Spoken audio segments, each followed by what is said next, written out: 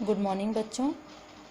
आइए आज हम सहसंबंध के बारे में अध्ययन करेंगे। सबसे पहले इसका अर्थ देखेंगे। सहसंबंध एक ऐसी सांख्यिकी तकनीक है जो दो चरों अथवा तथ्यों के बीच संबंध का मापन एवं विश्लेषण करती है और दो चर एक दूसरे के संदर्भ में किस सीमा तक परिवर्तित होते हैं, जिसे सहसंबंध कहा जाता है।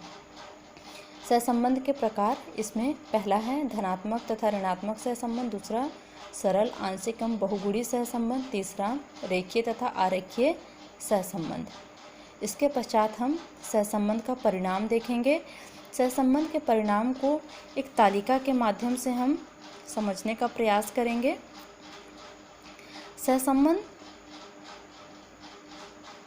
के परिणाम इसमें सबसे पहला है पूर्ण सहसंबंध, जिसमें धनात्मक सहसंबंध गुणांक +1 और ऋणात्मक सहसंबंध का गुणांक -1।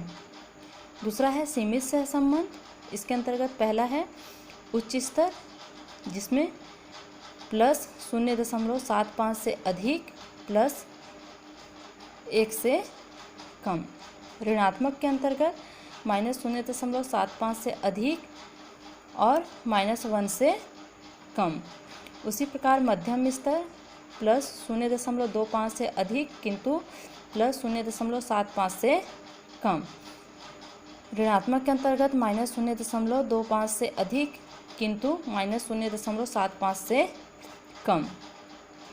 तीसरा है निम्न स्तर +0.00 से अधिक किंतु +0.25 से कम। ऋणात्मक सहसंबंध गुणांक के अंतर्गत -0.00 से अधिक किंतु -0.25 से कम। तीसरा है सहसंबंध की अनुपस्थिति, धनात्मक के अंतर्गत 0 और ऋणात्मक के अंतर्गत 0। जब हम कार्ल पियर्सन स्पीयरमैन के बारे में अध्ययन करते हैं और उनका गुणांक निकालते हैं तो हमें इस तालिका की आवश्यकता होती है। इसके पश्चात हम सहसंबंध को मापने की रीतियाँ देखेंगे। सहसंबंध मापने की रीतियों के अंतर्गत सबसे पहला है बिंदु रेखीय रीति, दूसरा गणितीय रीति। बिंदु रेखीय रीति के अंतर्गत विक्षेप चित्र, दूसरा बिंदु रेखीय विधि। गणितीय रीतियों के अंतर्गत कार्ल पियर्सन, दूसरा स्पीयरमैन। आज हम कार्ल पियर्सन का पूरा विस्तारपूर्वक अध्ययन करेंगे। सहसंबंध की संख्यात्मक माप की इस रीति का प्रतिपादन कार्ल पियर्सन ने किया था। कार्ल पियर्सन के सहसंबंध गुणांक से सहसंबंध की दिशा तथा मात्रा का ज्ञान सरलता से हो जाता है। यह गुणांक हर समय +-1 की सीमा में रहता है। +1 पूर्ण धनात्मक एवं -1 पूर्ण ऋणात्मक सहसंबंध को व्यक्त करते हैं। गुणांक के शून्य होने पर सहसंबंध का अभाव होता है। कार्ल पियर्सन के सहसंबंध गुणांक की गणना सहविचरण की माप द्वारा ज्ञात की जाती है। सहविचरण ज्ञात करने के लिए प्रत्येक समंक श्रेणी के अंकगणितीय माध्य के विचलन ज्ञात कर उन विचलनों के गुणनफल के योग में इकाइयों की संख्या का भाग किया जाता है। इसे निम्न सूत्र के माध्यम से प्रदर्शित किया जाता है। कोवेरिएशन बराबर सिग्मा dx dy बटे n। सहविचरण का गुणांक ही सहसंबंध गुणांक कहलाता है। कार्ल पियर्सन सहसंबंध गुणांक को r संकेताक्षर द्वारा व्यक्त किया जाता है। इसके बाद हम कार्ल पियर्सन के सहसंबंध गुणांक की गणना जिसे सूत्र के माध्यम से देखेंगे। यहाँ 3 प्रकार के सूत्र दिए हुए हैं, हम किसी भी सूत्र का उपयोग कर सकते हैं। इसमें पहला है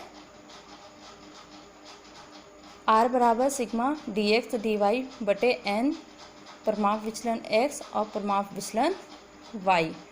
दूसरा है r बराबर सिग्मा dx dy बटे n under sigma dx square बटे n गुणित सिग्मा dy स्क्वायर बटे n।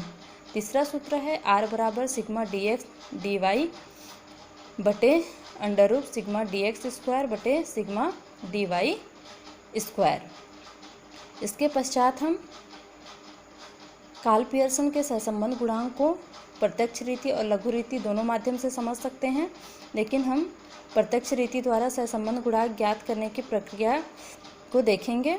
इसमें पहला है, सर्वप्रथम दोनों समअंक श्रेणियों के अंकगणितीय माध्य x बार एवं y बार ज्ञात किए जाते हैं। दूसरा, x श्रेणी का x बार से एवं y श्रेणी का y बार से विचलन dx एवं dy ज्ञात किए जाते हैं। तीसरा है, दोनों श्रेणियों के विचलन dx एवं dy का वर्ग dx स्क्वायर एवं dy स्क्वायर कर उनका अलग अलग योग कर लिया जाता है। चौथा है, दोनों श्रेणियों के विचलनों को आपस में गुणा करके गुणनफल का योग dx dy ज्ञात किया जाता है। पांचवा है, निम्न सूत्र के प्रयोग से दोनों श्रेणियों के परमाप विचलन ज्ञात कर लिए जाते हैं। परमाप विचलन x बराबर अंडर सिग्मा dx स्क्वायर बटे n, परमाप विचलन y बराबर अंडर सिग्मा dy स्क्वायर बटे n। अगला हम अगले लेक्चर में देखेंगे।